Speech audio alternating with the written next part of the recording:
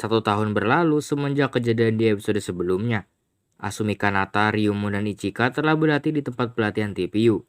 Asumi Kanata berlatih begitu keras, meskipun kemampuannya bisa dikatakan berada sedikit di bawah kedua rekannya tersebut, yaitu Ichika dan Ryumon. Kanata bertekad untuk masuk ke dalam tim God Select agar dapat menemui kedua orang tuanya, yang saat ini berada di planet Mars. Karena dia tidak dapat menghubungi mereka berdua. Secara planet bumi telah dilapisi oleh barrier atau pelindung. Di saat itu juga, Kanata mengingat saat ia berubah menjadi sosok Ultraman Decker dan dia berniat untuk memanggilnya kembali. Namun ia tak kunjung muncul. Waktu pun berlalu. Mereka akhirnya akan melanjutkan misi terakhir mereka. Sebelum akhirnya akan direkrut oleh tim God Select yang baru. Di sini Asumi Kanata, Ryumon, dan Chika berada pada satu tim. Kapten Taiji juga mengatakan untuk tidak memaksakan diri mereka saat melakukan misi. Dalam melakukan misinya sendiri, mereka terpaksa mundur akibat Kanata yang cedera akibat terjatuh. Ia pun protes kepada Ryumon dan ingin melanjutkan misinya kembali. Namun Ichika mengiyakan perkataan Ryumon untuk mundur karena hal ini sudah tidak memungkinkan lagi untuk dilanjutkan. Begitu kata Ichika. Di sela-sela perdebatan mereka, seekor kaiju pun muncul dan dia adalah Death Drago. Kapten Taiji pun berinisiatif untuk mengendarai gas Falcon dalam menghadapi Death Drago. Namun ia terkena serangan akibat melindungi Kanata, Ichika, dan Ryumon yang tengah mengevakuasi warga sipil di sana. Kanata yang melihat itu pun berlari, pergi ke arah Death Drago. Dan kali ini ia berhasil memanggil Ultra Deflasernya dan berubah menjadi Ultraman Decker. Pertarungan pun tidak terhindarkan. Decker sempat kesulitan dalam menghadapi Death Drago. Namun tiba-tiba saja dari langit muncul sebuah pesawat yang datang untuk membantu Ultraman Decker dan dia adalah Guts Hawk. Di saat-saat menegangkan itu, tiba-tiba saja muncul 3 buah kartu berisikan 3 kaiju, yaitu Miklas, Agira, dan Windom. Kanata seperti diisyaratkan oleh Ultraman Decker untuk menggunakan Miklas, dan dia pun menggunakannya, hingga Miklas pun muncul untuk membantunya. Singkat cerita, Decker berhasil mengalahkan Death Drago. Setelah itu, Kanata kembali bertatapan dengan Ryumon. Di sana, mereka yang sedang berdebat pun memutuskan untuk menolong orang-orang yang terkena dampak dari serangan kaiju. Kapten Taiji pun melihatnya, dan datang menghampiri mereka.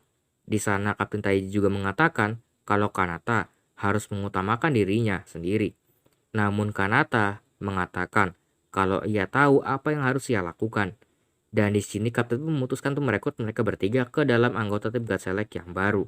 Di markas mereka pun memperkenalkan diri masing-masing. Di sana Kapten Taiji dan Sawa memperkenalkan diri mereka sebagai kapten dan wakil kapten yang baru dari God Select. Lalu kita juga diperkenalkan kepada Hanetu, sebuah robot dengan menggunakan kecerdasan buatan sebagai pilot dari Guts Hawk yang tadi membantu Ultraman Decker. Dan ya, itu aja untuk plot alur cerita dari Ultraman Decker episode kedua ini. Nah, untuk pembahasannya sendiri gak banyak yang bisa kita bahas. Yang pertama, kita bahas dari Ultra Deflaser milik Asumi Kanata, yang ternyata dapat dipanggil oleh Asumi jika dibutuhkan, seperti yang bisa kita lihat pada episode kali ini. Entah konsep ini akan digunakan terus atau hanya di episode ini aja. Menurut kalian bagus yang kayak gini atau mending disimpan aja sama Asumi Kanata? Entah di dalam bajunya ataupun gimana. Sama kayak flasher milik Asuka. Tapi dari segi ukurannya sendiri, menurut admin konsep ini lebih bagus karena nggak mungkin Asumi Kanata kemana-mana bawa alat segede itu. Kecuali kayak Z-Tracer milik Haruki yang tidak dapat dilihat oleh manusia biasa. Lanjut kita di sini akan bahas Guts Falcon. Yang kali ini akhirnya kita diperlihatkan nih bagaimana Guts Falcon ini dikendalikan secara manual dengan menggunakan awak. Dan yang admin suka di sini kapten mereka yang pertama kali diperlihatkan mengendarai Guts Falcon ini. Jadi ya emang gak sekedar nama kapten aja, tapi juga memang memiliki kemampuan yang memadai. Gak kayak beberapa kapten di pesawat tempur lainnya, yang jarang banget dilihatin aksinya, dan cuma terlihat memerintah aja.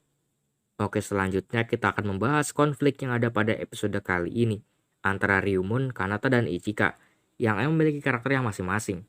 Jadi ya sepertinya masing-masing dari karakter di Guts Select ini juga akan mendapatkan bagiannya masing-masing. Kayak misalnya Ichika yang bertekad untuk pergi ke luar angkasa, Asumi Kanata ingin menyusul orang tuanya ke Mars, dan Ryumon yang sangat ingin menjadi yang terbaik di Guts Select. Jadi nggak sekedar main karakternya aja yang disorot di sini, tapi juga karakter pendukungnya aja, yang pastinya akan lebih dijelaskan lagi. Jadi nggak sekedar jadi karakter pendukung aja. Lanjut kita bahas cepet aja nih. Di sini kita akan diperlihatkan pada Kaiju Dimension Card yang dimiliki oleh Ultraman Decker atau Asumi Kanata ini. Yang dimana ternyata Decker dapat summon Kaiju-Kaiju ini untuk membantunya. Dan hal ini tentunya akan menjadi lebih menarik lagi karena akan memiliki konsep yang sama dengan Ultra Seven yang juga dapat mensummon Kaiju-Kaiju untuk membantunya. Dan ya, admin kira kemarin itu yang mensummon Kaiju ini bukanlah Decker, melainkan pasukan tempurnya. Namun ternyata Decker yang telah mensummon mereka. Dan di episode kali ini yang disummon adalah Miklas. Dan kemungkinan di episode-episode yang akan datang, Windem dan Agira juga akan itu dimunculkan lagi dalam pertarungan. Untuk timeline-nya sendiri seperti yang akan dirumorkan sebelumnya, ternyata emang benar. Akan ada time skip antara episode ke-1 dan episode keduanya, yang berjarak sekitar 1 tahun. Dan selama setahun itu, Asumi Kanata dan yang lainnya pun mulai latihan di DPU. Lanjut, untuk konsep pose sendiri emang lebih mirip ke Junamis ya, yang dimana hostnya sendiri dapat mengendalikan tubuh Ultraman-nya sepenuhnya. Dan bahkan kesakitan yang dialami oleh Asumi Kanata atau hostnya sendiri juga akan dirasakan oleh Ultraman-nya, ataupun sebaliknya, kayak di episode kali ini, yang dimana kaki Kanata emang lagi cedera, dan Decker di sini juga merasakan hal yang sama pada kakinya. Dan menurut admin ini cukup bagus ya, dan agak masuk akal sedikit. Kan aneh kalau misalnya hostnya pincang, tahu-tahu Deckernya lompat-lompat gak jelas. Tapi bedanya dengan Dunamis, Kanata tampak tidak memiliki perubahan fisik yang signifikan. Karena seperti yang kalian tahu, di series Ultraman Nexus, Dunamis akan memiliki kemampuan tambahan yang berasal dari Ultraman itu sendiri, kayak kemampuannya akan meningkat. Sedangkan Kanata nggak diperlihatkan kayak gitu. Kemampuan fisiknya masih normal aja, dan nggak dapetin power up, meskipun sudah menjadi Ultraman. Dan ya, mungkin itu breakdown sekaligus bahas-bahas singkat admin pada episode kedua Ultraman Decker ini. Kalau kalian suka video ini, boleh tekan tombol like-nya. Dislike kalau nggak suka, donasi bagian linknya di deskripsi. Dan sampai jumpa di video pembahasan Ultraman Decker yang lainnya lagi. Bye-bye.